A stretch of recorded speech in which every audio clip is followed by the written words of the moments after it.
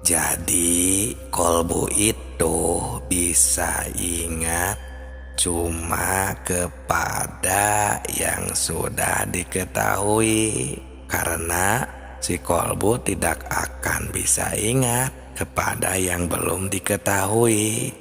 Nah, ini agar kita semakin sempurna ilmu makrifatnya, karena ini adalah makrifatullah tingkat tinggi.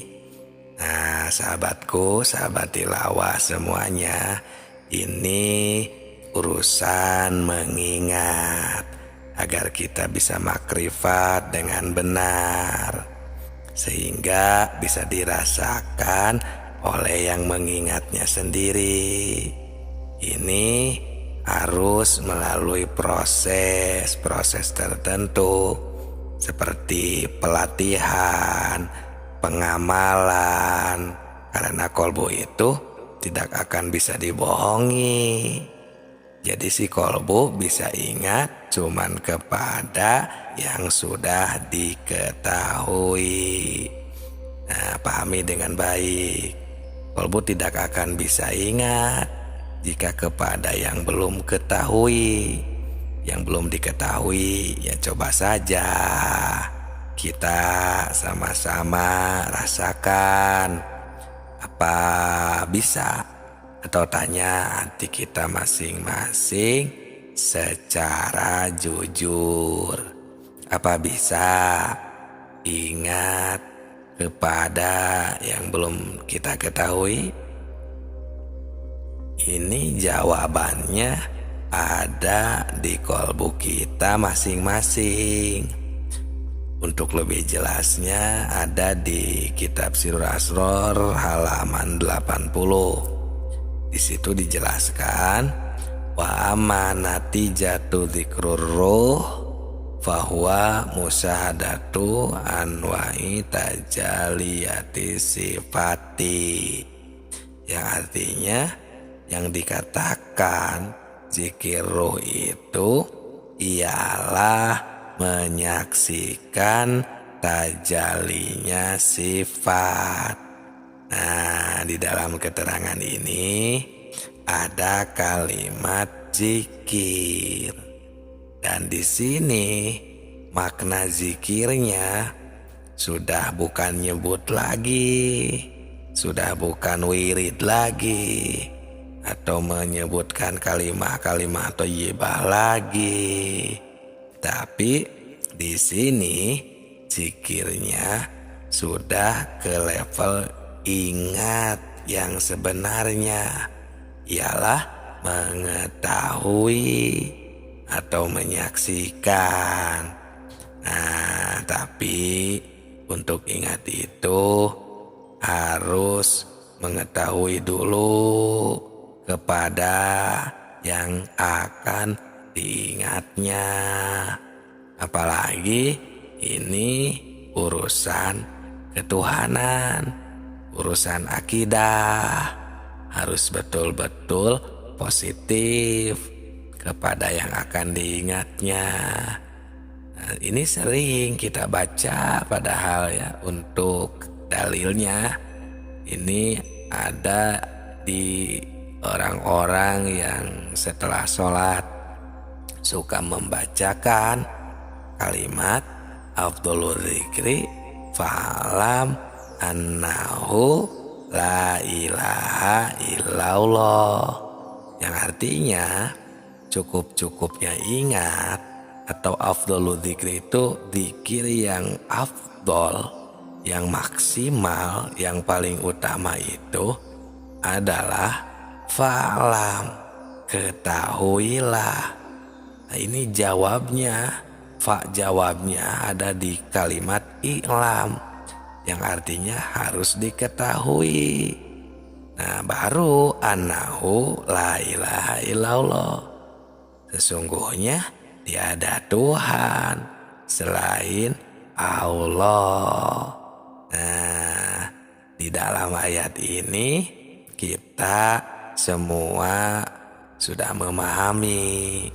Bahkan para arif billah di dalam kitab karangannya seperti kitab hikam dan kitab-kitab tasawuf lainnya, ini menunjukkan keharusan makrifat kepada Tuhan, makrifatullah.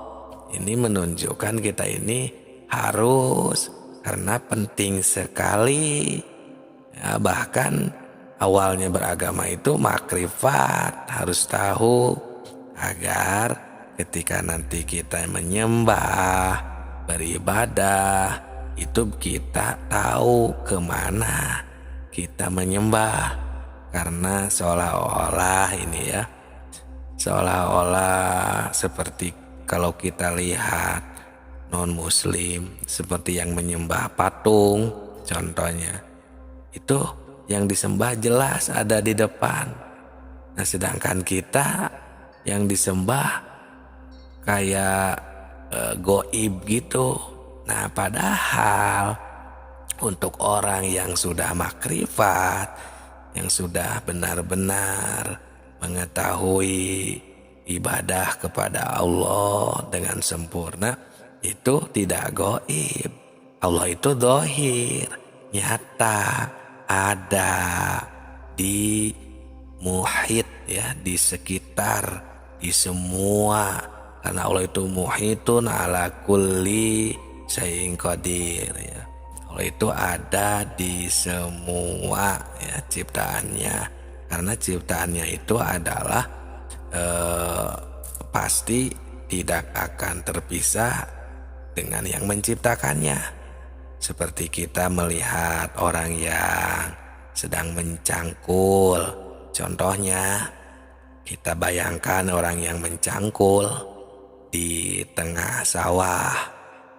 Nah, bayangkan mungkinkah tidak jika cangkul itu bisa bergerak sendiri tanpa adanya yang menggerakkan. Nah, seperti itulah ilmu makrifat juga tidak akan berpisah dengan yang menakdirkan.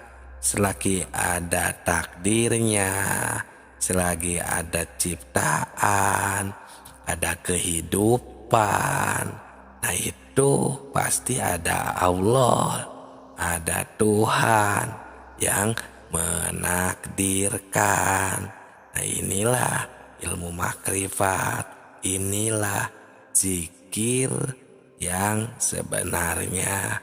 Karena zikir itu adalah ingat ya, bukan hanya nyebut, bukan hanya berbicara, tapi kita mengetahui, tahu dan bersaksi bahwa Allah ada, bahwa Allah lah yang menakdirkan, bahwa Allah lah yang mewarnai sebuah makhluknya yang terdapat warna.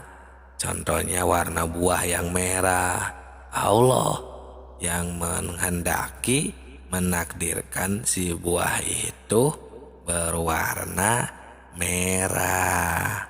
Nah itu harus benar-benar memakai amrun jauki atau perasaan yang mendalam sesuai dengan bukti ya. Walaupun pengertian orang lain banyak yang menyalahkan, tapi kita harus yakin karena ketika ada ciptaan itu pasti ada yang menciptakannya. Ya, jangan sampai diakui kita yang menciptakannya. Karena kita juga jika kita tidak diberi hidup, diberi nyawa, diberi bisa gerak, melihat dan mendengarkan, kita tidak akan bisa menciptakan sesuatu. Jadi semuanya adalah Allah Subhanahu wa Ta'ala. Billah, minallah, lillah, Allah ya semuanya. Oleh Allah, dari Allah, milik Allah.